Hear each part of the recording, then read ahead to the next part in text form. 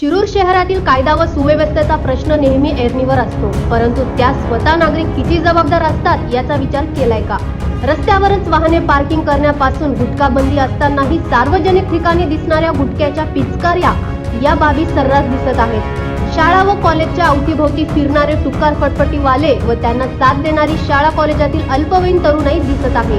मग नेमका प्रश्न हा पडतो की ही मुले शिकायला येतात की टुकारपणा करायला येतात? चक्क रस्त्यावरच मोटारी लावून त्यावर केक कापण्याचे प्रकार वाढत आहेत। असाच एक प्रकार सोमवार दिनांक 28 जून रोजी जिजामाता उद्यानासमोरील रयत शाळेच्या रस्त्यावर व शाळेच्या गेट बाहेर चालू असल्याची तक्रार एका सुज्ञ पालकाने शाळा व्यवस्थापन, पोलीस व आपला आवाज न्यूज नेटवर्कच्या कानावर फोनद्वारे घालताच 5च मिनिटात तेथे पोलीस व शाळेचे शिक्षक आले। पोलीस वाहनाला बघताच काही जण पळाले, मात्र काही जण निर्धावलेले तेथेच राहिले।